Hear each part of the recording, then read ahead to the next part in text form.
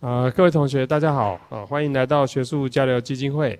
那我们大部分的礼拜四都会安排留学美国相关的讲座。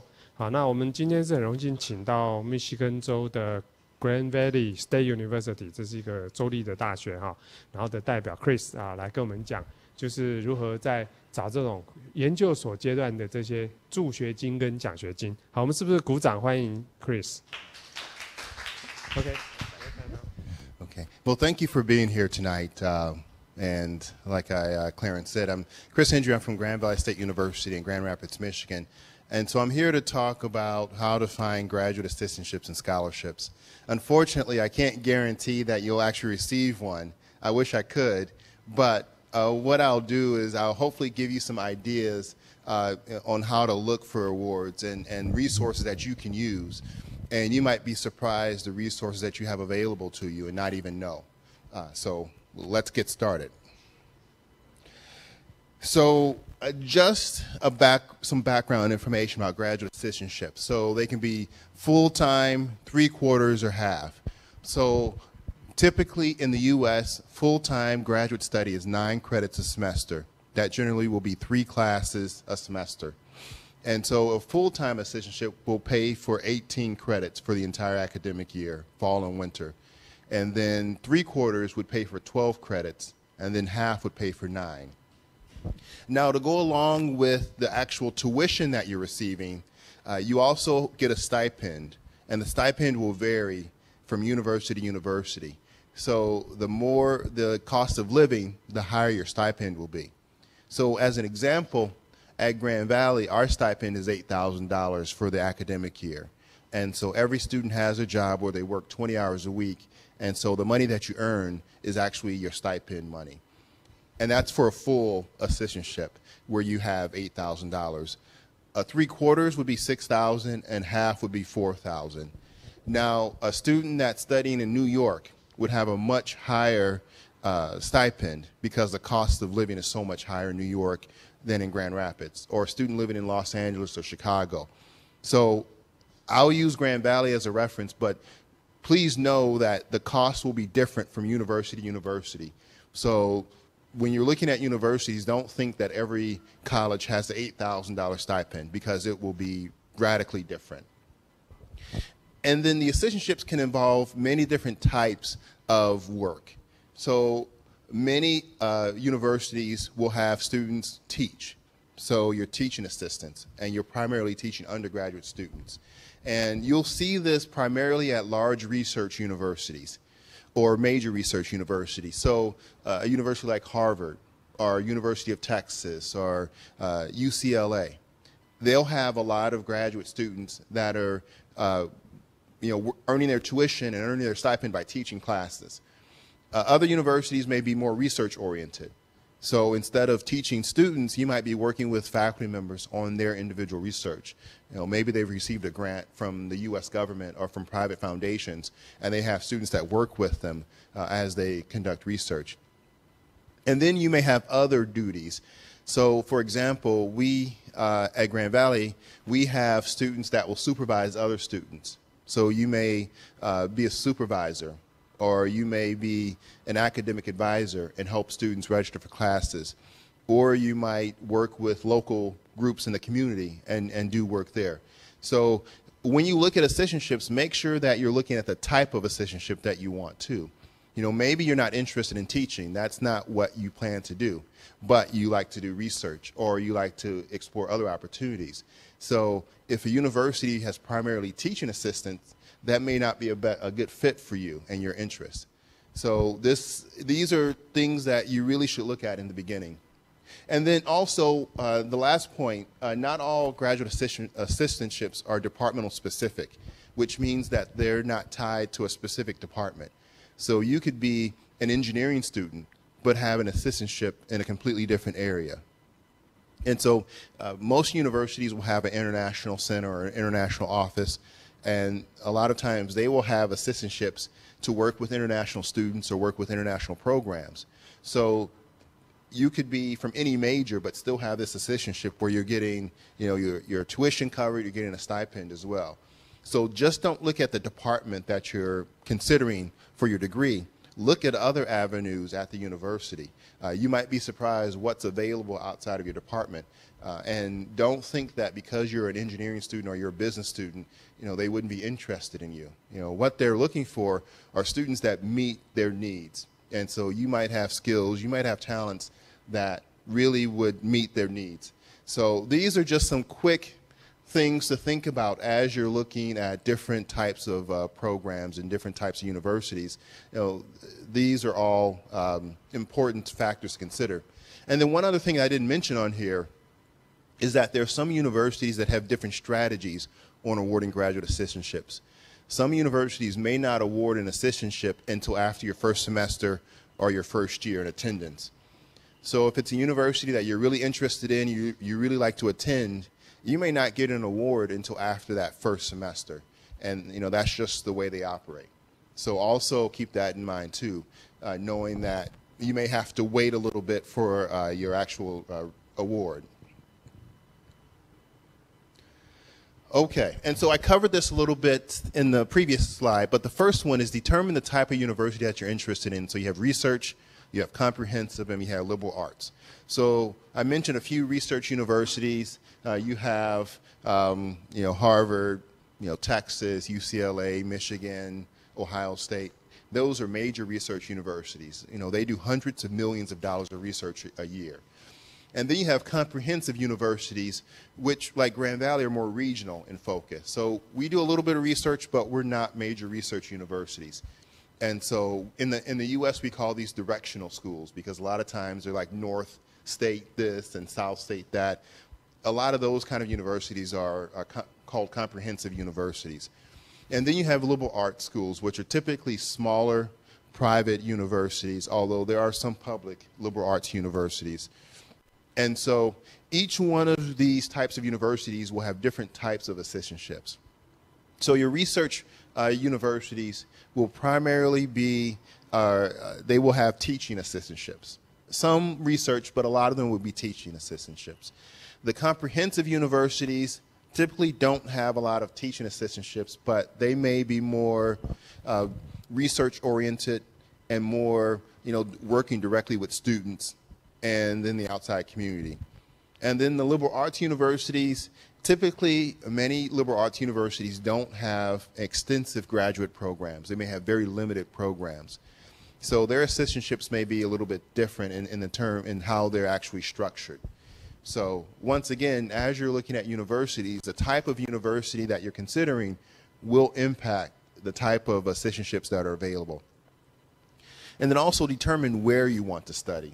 And as you can see on the map, the U.S. is a very large country. There's many different regions, but the type of work that you like to do will often influence where you study.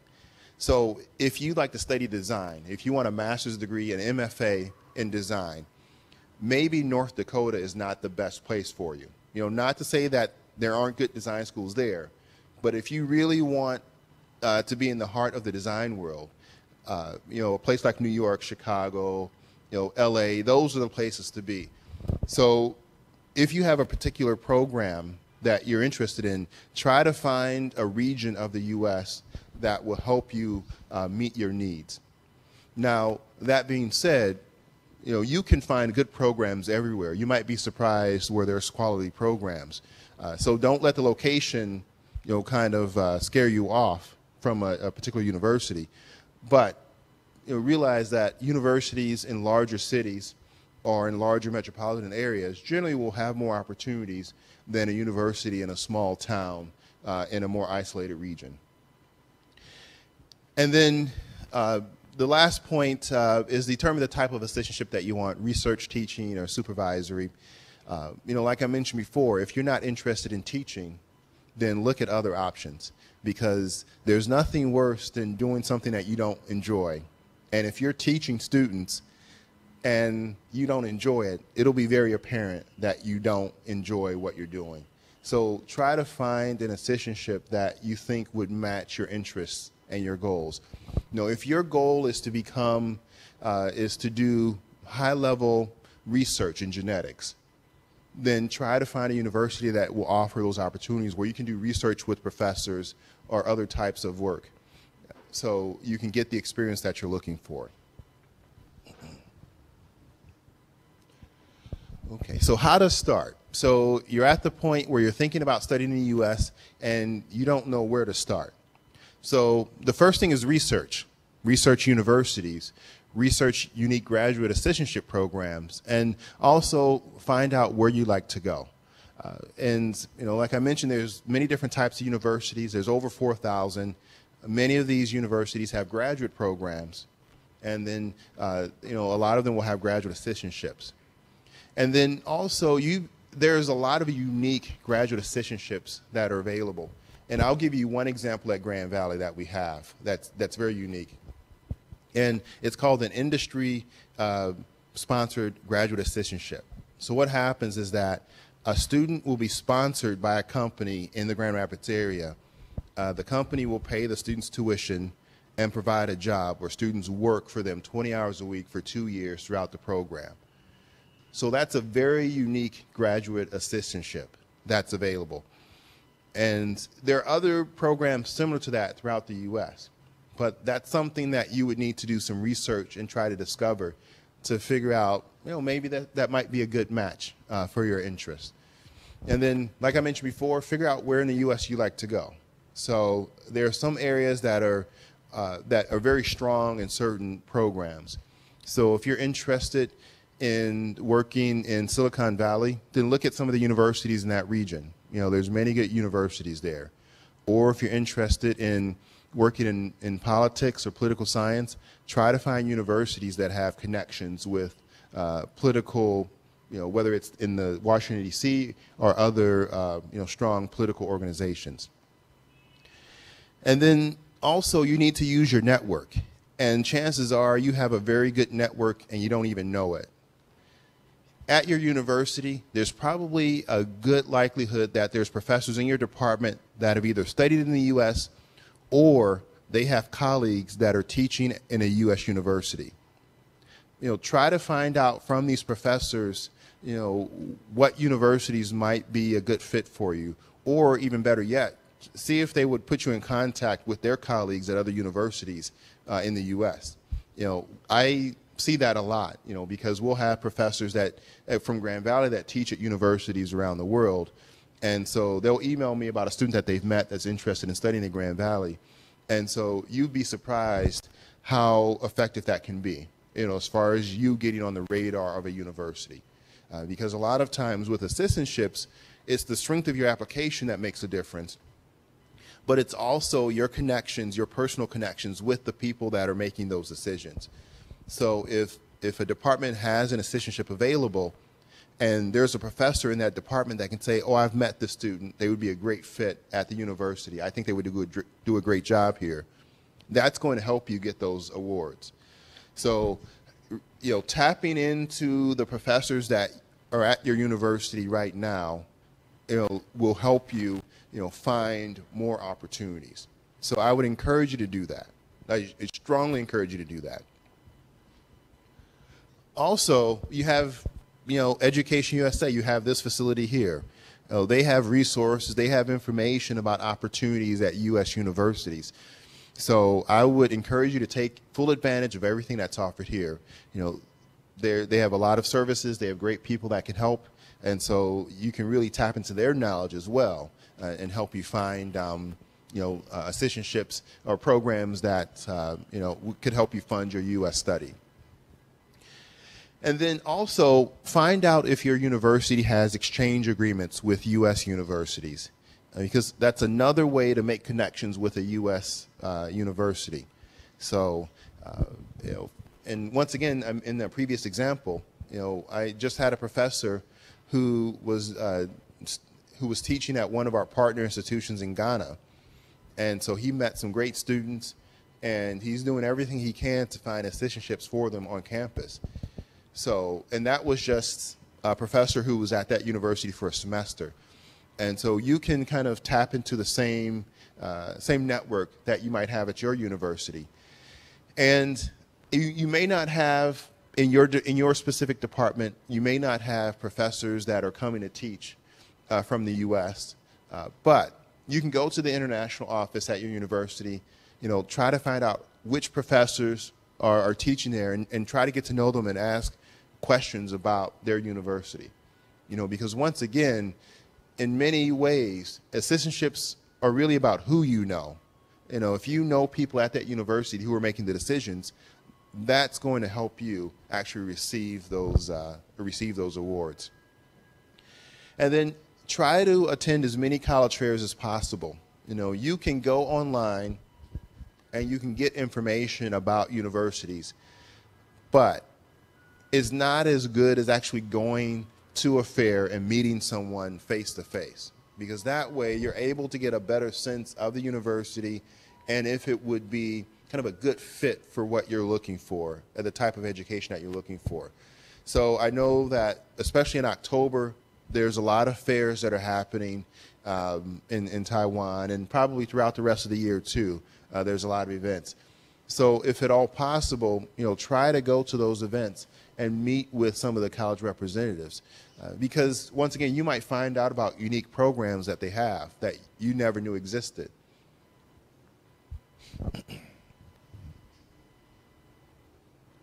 Okay. And then also, in addition to actually doing the legwork to find out about the opportunities, there's a part of this puzzle that you actually need to do yourself as far as making yourself the best candidate possible.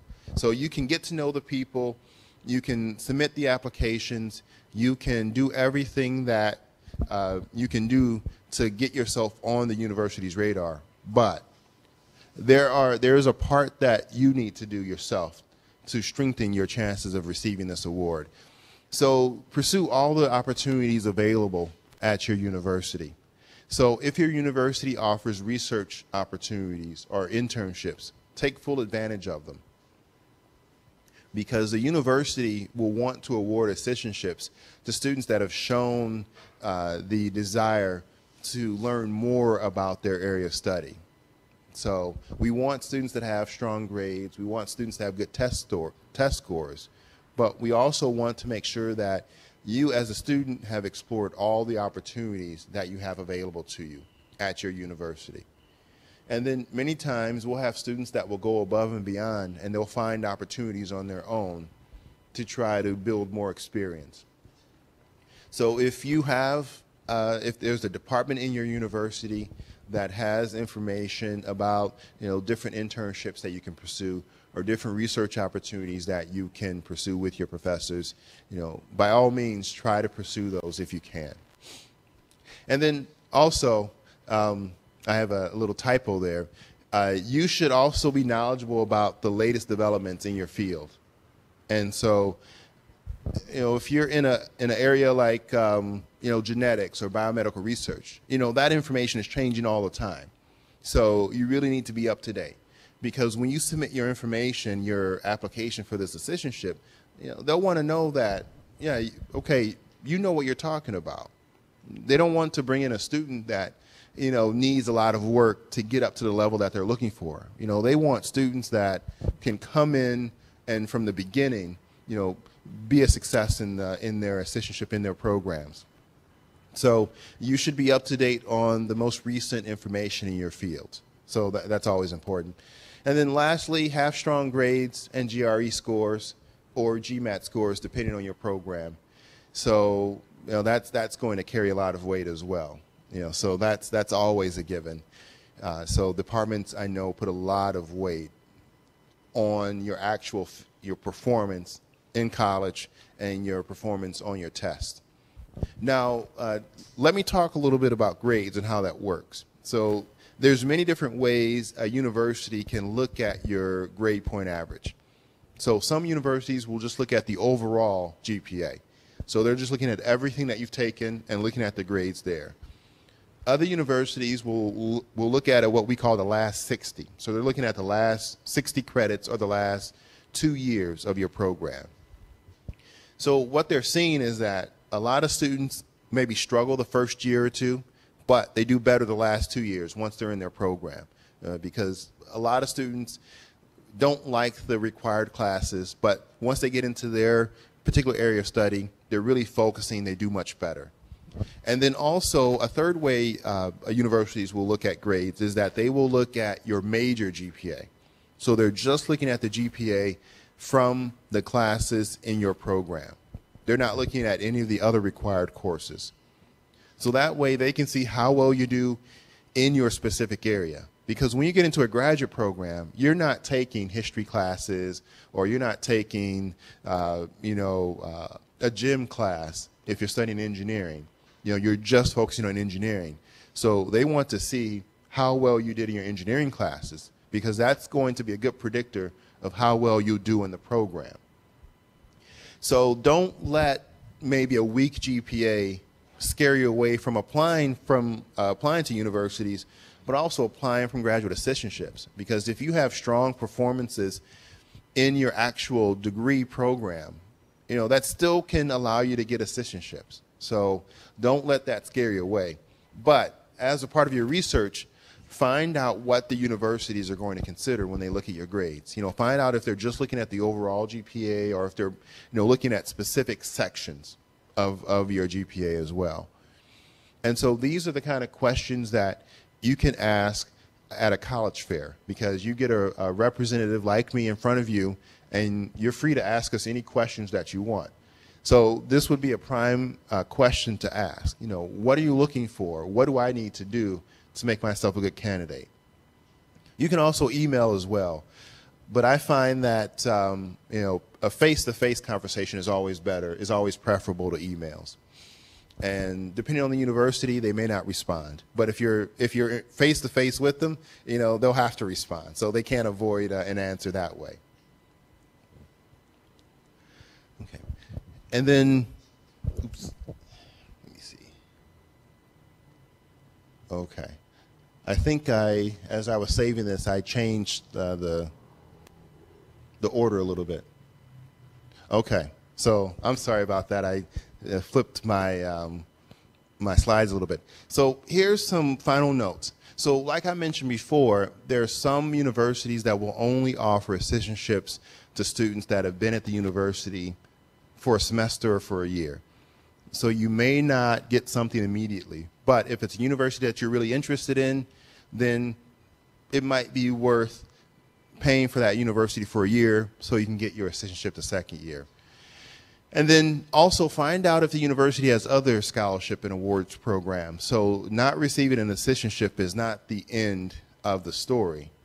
There's universities that may have financial aid for graduate students, or they may have scholarships that may not provide you with a stipend, but could pay your tuition or pay a lot of tuition as well.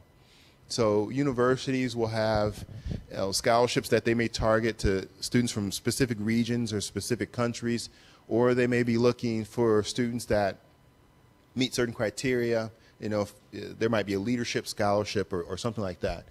So make sure to investigate all the opportunities that a university has. So don't let a lack of a graduate assistantship scare you away from attending a university in the U.S. Right. So that was my information about graduate assistantships. And then after I'm done, I'll talk a little bit about undergraduate students. But after I'm done, I'll take questions. So if you're have things that you'd like to maybe talk about a little bit more, I'm certainly happy to do that. But how many undergraduate students do we have here? Are you all graduate students? Or will be graduate students? Okay. So I really won't spend too much time on this since you're all primarily looking at graduate programs. This is really geared for students that are looking at starting their bachelor's degree in the U.S. But a lot of it is the same, because a lot of it is what the student brings to the table. And of course you have the grades, you have the test scores, but it's also about the student themselves. So it's about the student's personal statement. It's about letters of recommendation. If there's interviews required, it's about the student, presenting themselves as someone who wants to go to that university. And when as a representative, as someone who looks at the applications, that's one thing that I always look for. Does the student really want to go to Grand Valley, or are they just looking for a university that would take them? And a lot of times you can find that out. I can find that out just by looking at the personal statement, because a student that takes time to write a well thought out personal statement, that shows a student that's really interested in my university. You know, and a student that just throws something together, yeah, you know, maybe they sent the same personal statement to 5 other universities, but they didn't take the time to really personalize it and really give a thoughtful answer about why they like to attend or whatever the question was on the application. So a lot of the concepts are the same from graduate to undergraduate students, and it's really about presenting yourself as someone who would be a good fit for that university and someone who could be an asset to that university. So, and really, and then also this also carries over for graduate students as well. So if you know someone that's an alum of the university that you're interested in, have them write a letter of recommendation for you. That carries a lot of weight, especially with graduate programs, because universities always want their graduates to go out and spread the word about their university. So if there's someone who's willing to write a letter from you and they've graduated from that university, that actually carries more weight than you would think. Not only during the admissions process, but also during the awards process. Because, you know, we want our graduates to be proud of our university, and so the fact that they recommended you, you know, says something about the qualities that you have as a person and as a student. So, and, you know, you may not always find an alum of the university that you may be attending, but if you know someone and it's a school that you're interested in, you know, see if they would be willing to write you a letter. And it doesn't matter if they're not a professor or not someone that you've worked with directly, but if it's someone that's willing to write a positive letter on your behalf, then, you know, certainly have them do that. And then I'll go back to the example that I used previously, where we've had professors meet students when they've taught abroad, and then, you know, they've recommended those students. I've had those same professors write letters of recommendation for those students as a part of the application process. And so that also carries a lot of weight, you know, because you have a professor at the university vouching for that student. That's, you know, that's going to help your cause quite a bit. And so that's why it helps to get to know professors from different U.S. universities that may be teaching at your university. You know, that's something that's really is going to help you. Okay. And, yeah, and same thing, you may not get an award until after your first year, and you may qualify for different types of financial aid even if you're not able to receive an assistantship. Okay. So, are there any questions about anything that I've talked about, or just maybe something else maybe I didn't cover that you'd like for me to discuss? And I know I talked fast, so I apologize. So I can go over anything that maybe I just covered too quickly for you. Yes.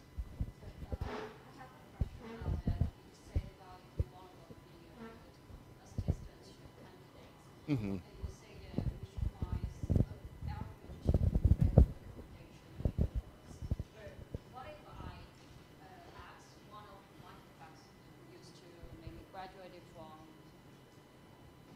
Virginia Tech, Mm-hmm. and then after I accept about Virginia Tech, and I will go for the assistantship. Shall I ask my professor write again the recommendation for me? You know, write a recommendation letter for admission and then for graduate assistantship? Yeah. You should. Have them, yes, definitely have them write a letter for you for both, in both cases. So. And another question is about the GRE and TOEFL. Mm-hmm. Should it be very good, you know, maybe like a TOEFL, I get maybe over 100 or something? And that's a good point. It's not something that I covered in my presentation, but every university will have different TOEFL requirements. So, for example, at Grand Valley, our requirement is 80 for graduate admission, but there are some universities that have a requirement of 100 for graduate admission. So, if you're looking at a particular university and, you know, they have a, you know, TOEFL requirement of 95, and your highest is 90, they may not consider you for a student just because you don't meet that minimum requirement. So as a part of your research, that's something to look at as well. But that will be important because universities will have, you'll find many different requirements for the TOEFL. So some universities will have really high requirements. And so even though you're a great student, you would do well there, because you don't have that TOEFL requirement, they really won't consider you for admission. And they certainly wouldn't consider you for an assistantship too, for the same reasons.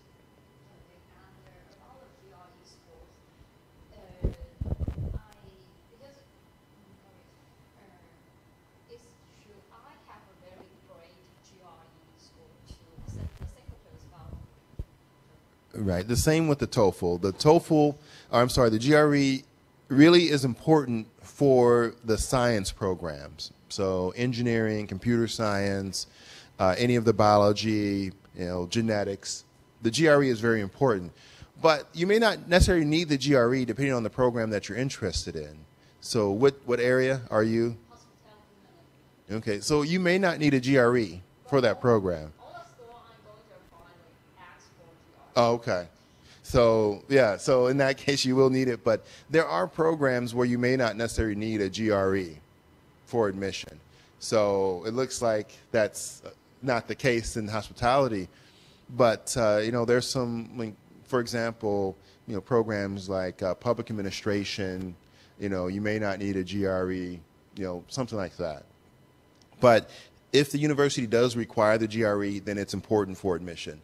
And so a high score is going to help your chances of actually getting admitted to the program. Mm-hmm.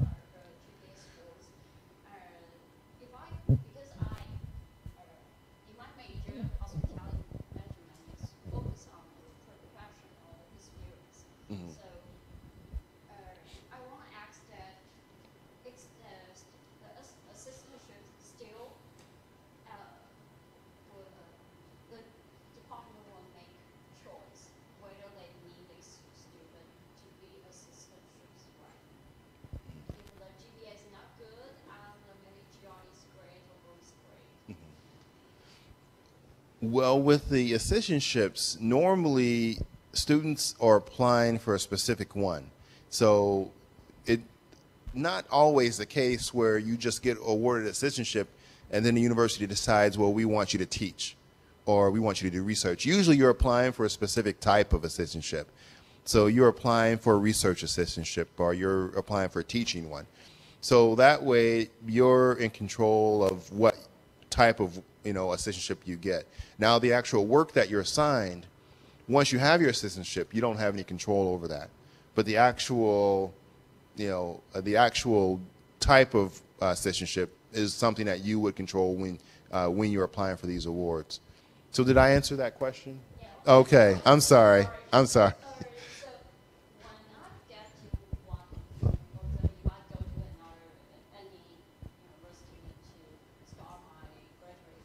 Mm-hmm.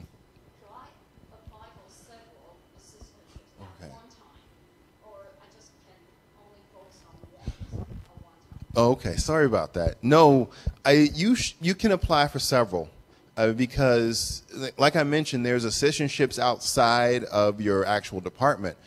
So you can apply for some in your department, in the department, the hospitality department, but there might be assistantships in the International Center.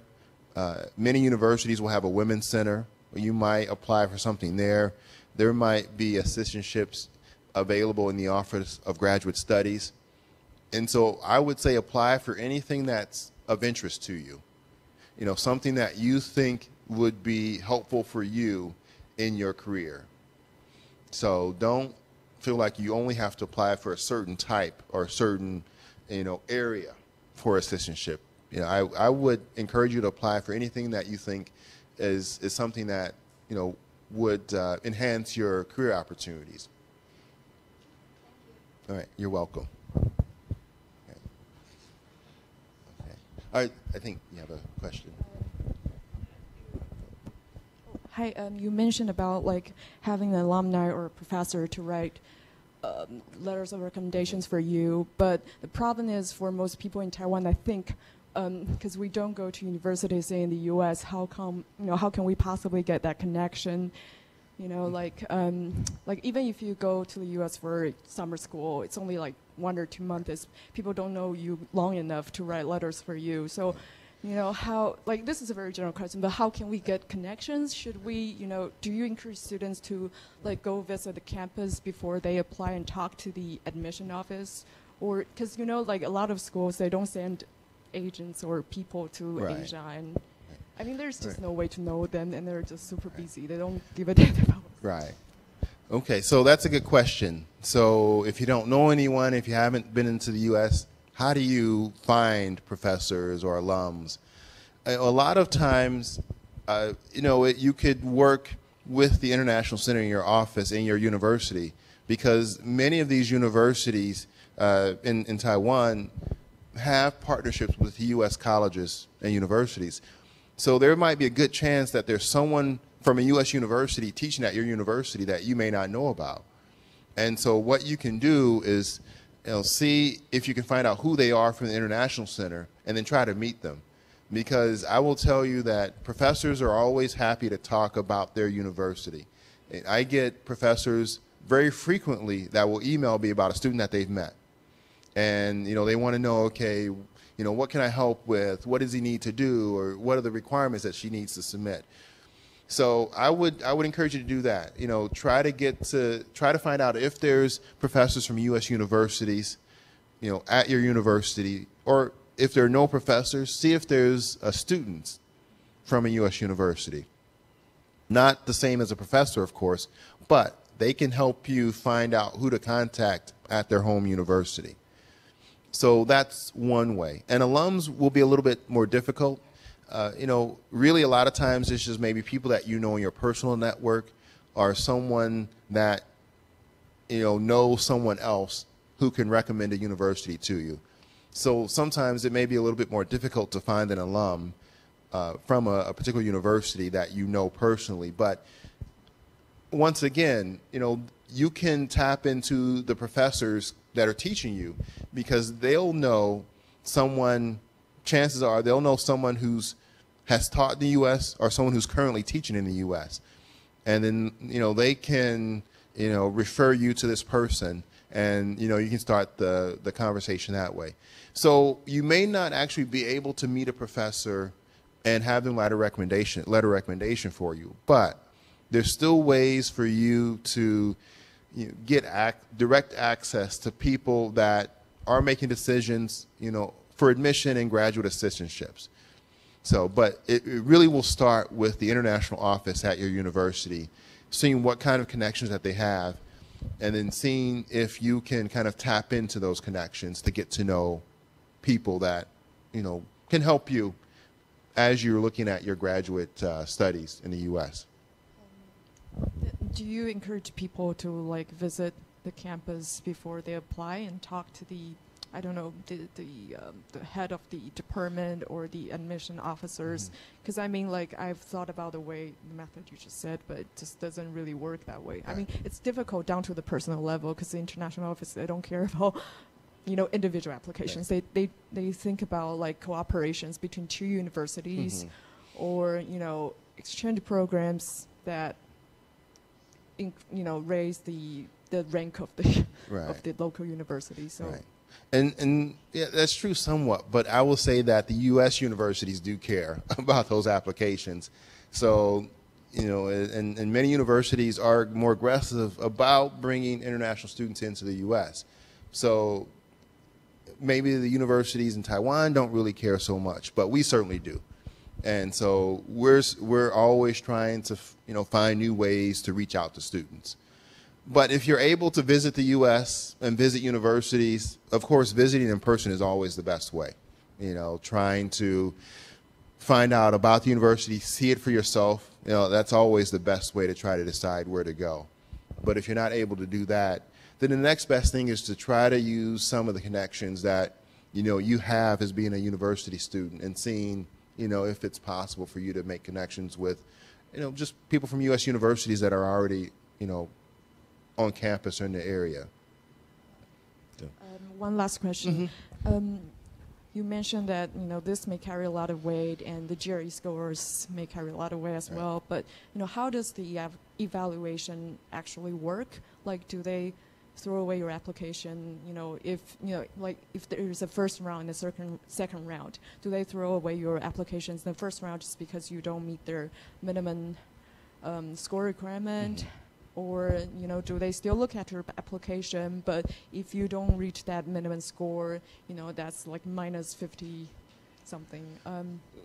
Well, that's a good question, and there's a variety of different ways that universities can make admissions decisions.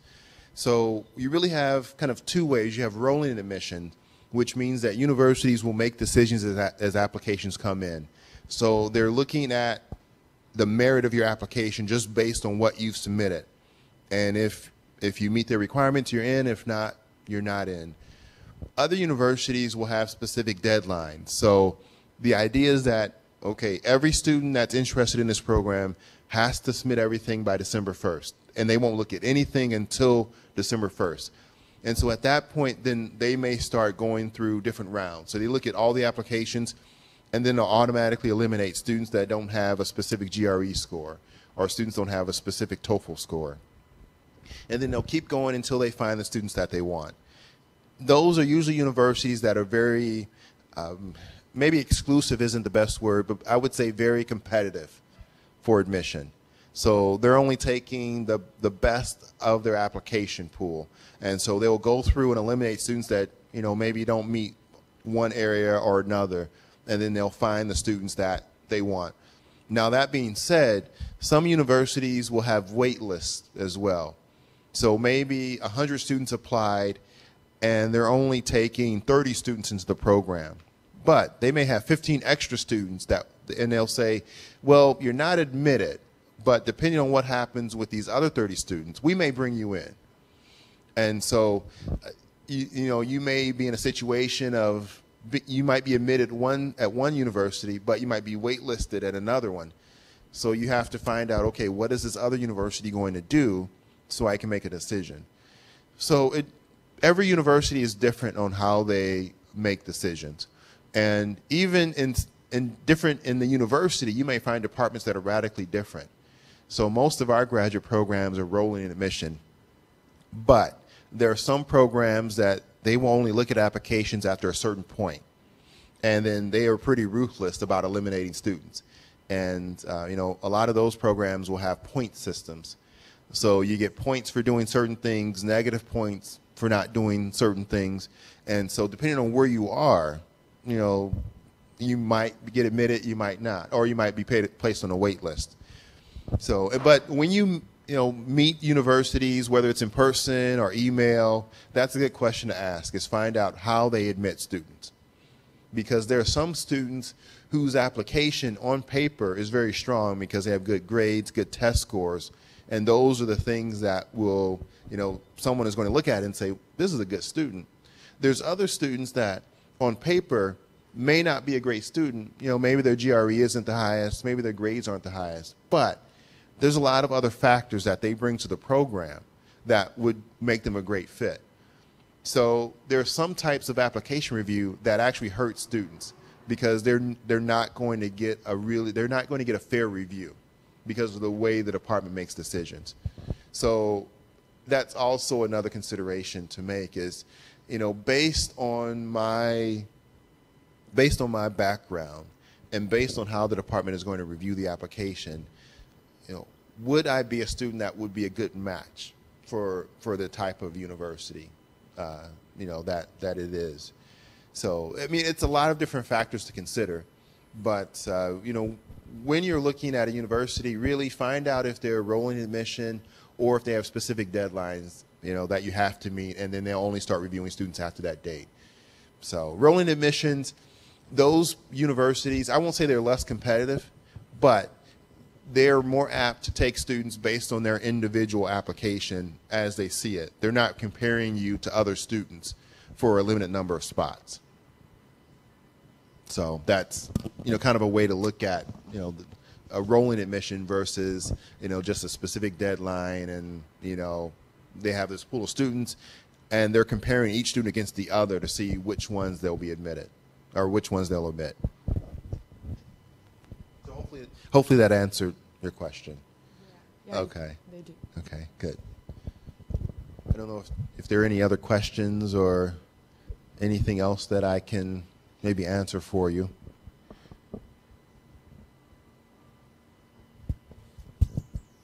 Yes. A school welcoming overseas students or out-state students, or is pretty much local oriented?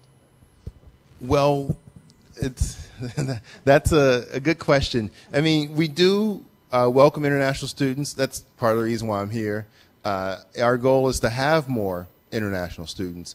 To give you a little bit of background about Grand Valley, we have about 24,000 students total, and about 21,000 of those are undergraduate students.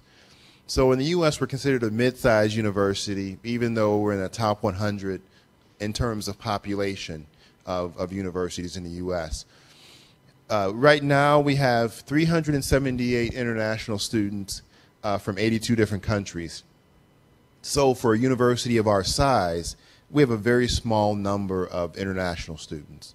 And so our goal is to increase the number of international students, but also increase the number of countries that are represented on campus. So, we have those dual goals, in terms of, increasing our international population. Are there students from Taiwan already in your school? Yes, we do have students from Taiwan. We have not very many, unfortunately, but we're working on more, getting more students. So we have 5 degree-seeking students from Taiwan on campus. So they're earning full degrees at Grand Valley. But we have a partnership with Taiwan Normal University, or I think I have that correct. Okay, Taiwan Normal University.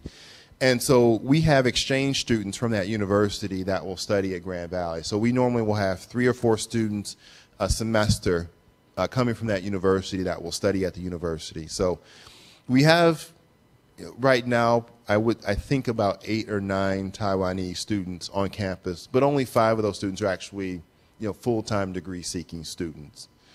So, but we're always interested in attracting great students that not only will do well in the classroom, but also students that are willing to get involved in campus life. So, we don't necessarily need students to be involved in every organization that we have, but we just want students that will find a way to make a difference on campus. And that's kind of what we're looking for in students that are coming to the university. So we have, as a university, 200 different areas of study. So we have a wide range of programs. So we're not limited to, humanities programs or just science programs. We have a wide range. So as a comprehensive university, it means that we have many programs. We just don't have doctorate programs. So we just have we just have master's and bachelor's level programs. So that's kind of, what makes us unique as a university.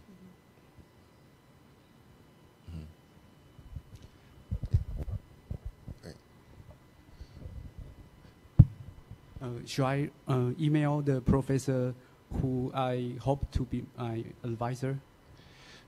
That's a good question. You should. If you can find on the university's website the email address for the professor, you should try to email them and ask questions about the university. Now, that being said, professors may not always email back. So, and you may not get a quick response. It may be a week, it may be a month, it may be never. So, I'll be honest with you. But it's a good idea to email, at least to make the effort to reach out to professors. Probably your best option to get information about the university is to email someone like me, someone who works either in admissions or the international office that can either answer your questions or pass it on to the person who can answer them. So, but if you can find an email address for a professor, by all means, send them a message. So, it certainly is worth the effort to do that.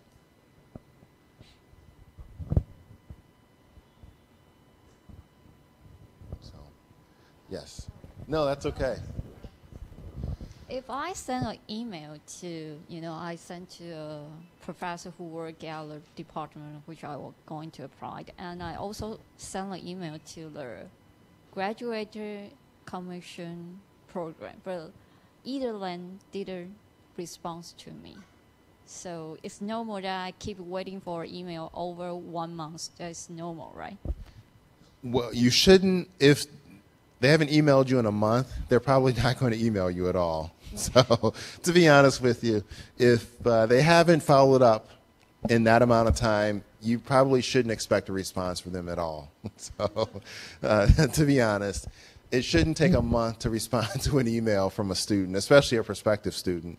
They should be much quicker than that.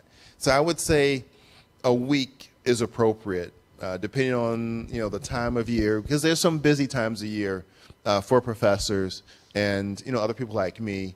But a month is too long. So if you haven't heard back, then they're probably not going to respond to you, unfortunately. So.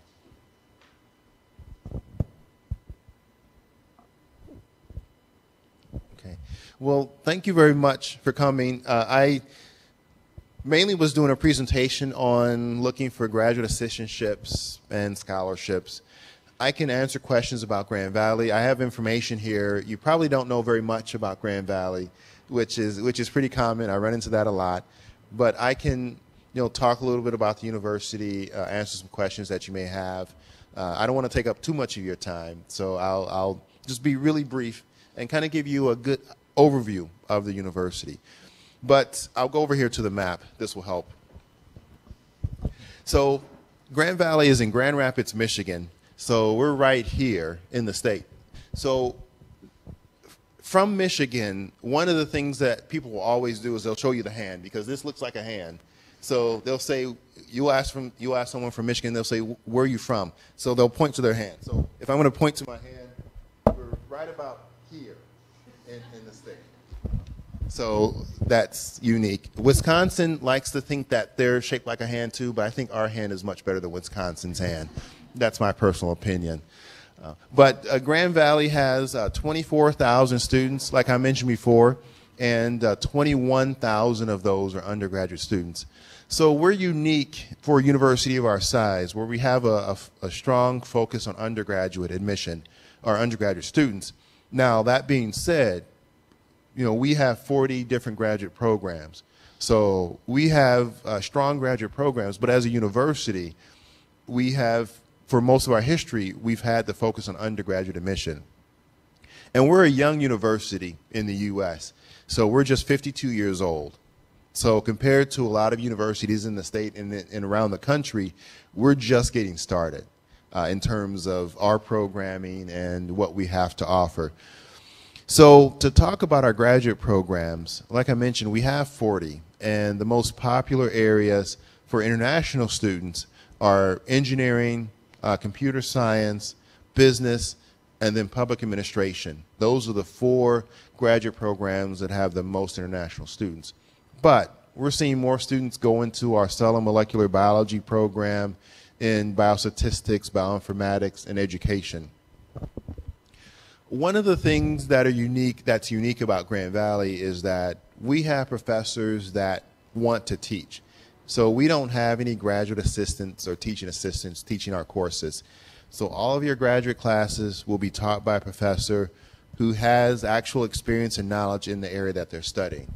So we don't have professors that have been at Grand Valley for 20 years and haven't set foot outside of the campus in 18 of those years.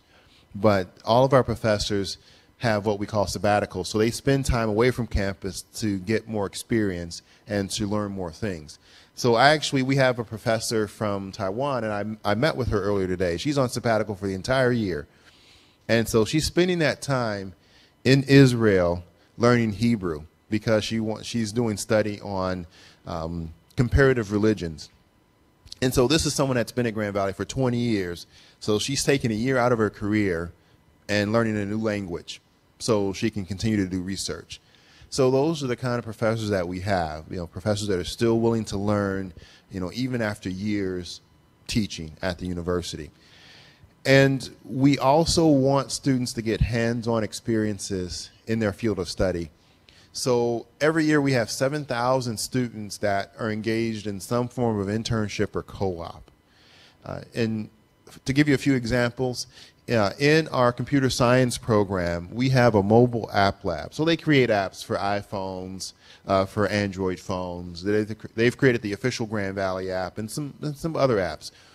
But in addition to that work, students or the mobile app lab has been given grants from Microsoft and Motorola to do research for them. So these are students that are earning their master's degree, but they're doing high-level work for major companies, companies that could probably do the work in-house, but they're giving that to our students.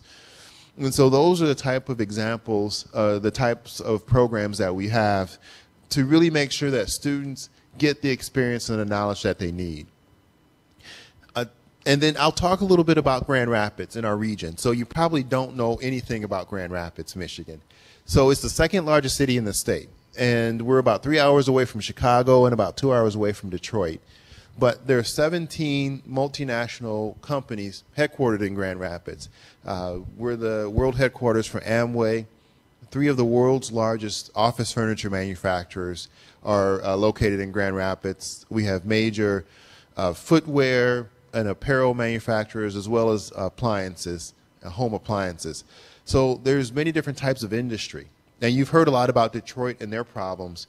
Well, Detroit is really focused around one industry, the auto industry. So when the auto industry does well, Detroit does well. When it struggles, Detroit struggles. But because we're so diverse in terms of our industry in Grand Rapids, we have a very stable, economic level. We do very strong in the great times, but in the bad times, because we have so many different types of industries, we don't suffer as much as some of the other areas. And the entire state over the last 10 years has lost population. So every region of the state has lost people except for Grand Rapids area. We're the only area of the state of Michigan that's gained population since 2000. So even though the other parts of the state are struggling, people are moving into our area because there are opportunities in our region. So we have really the opportunity to get students connected with local industry and to get students hands-on opportunities while students finish their degree. So like I said, I don't want to take up too much of your time. So that's all I'll say about Grand Valley. If you have questions, I'll be more than happy to answer them. I have some information about the university, and I also have my business cards too. So if you have questions about Grand Valley, or if you just have questions about anything that I said at the presentation, feel free to answer. I won't take a month to answer your emails. I'm traveling a lot, so it may take me a week or two to get to it, but I promise I won't take a month. I'll get an answer to you much sooner than that. But once again, thank you for your time. I appreciate you paying attention to my presentation, but also the questions that you had, really good questions. So hopefully you were able to get something out of it. Hopefully there's some tips that you can use to help you identify, how to look for assistantships, what types of programs, universities to maybe a better fit for you. So hopefully you're able to, maybe learn something tonight. But thank you very much for being here. Yeah, thank you. 好，那就谢谢各位同学。然后我们桌子上那边有我们10月的整个活动的一个简介啊。我们这个10月有蛮多的像他这样的代表来给我们做 presentation。OK， 那只要有需要的话，可以跟 Chris 这边拿他们学校的资料。